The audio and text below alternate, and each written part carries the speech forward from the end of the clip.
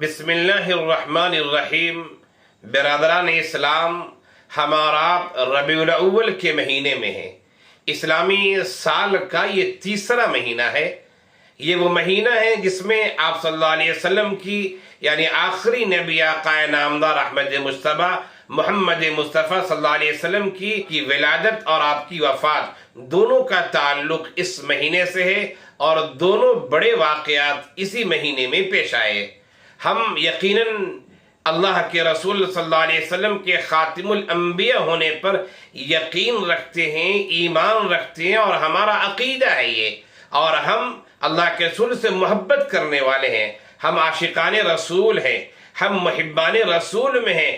اس محبت کا تقاضا دوستو یہ ہے کہ ہم وعدہ کریں کہ اپنے رسول کی سیرت سے اگر ہم واقف نہیں ہیں تو اس مہینے میں ضرور واقف ہونے کی کوشش کریں گے۔ مختلف زبانوں میں چھوٹی بڑی کتابیں لکھی ہوئی ہیں۔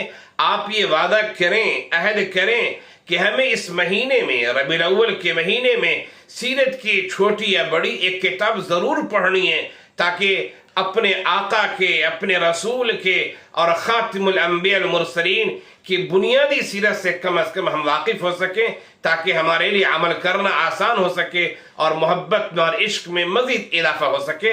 اللہ ہمیں اور آپ کو عمل کی توفیق عنایت فرمائے۔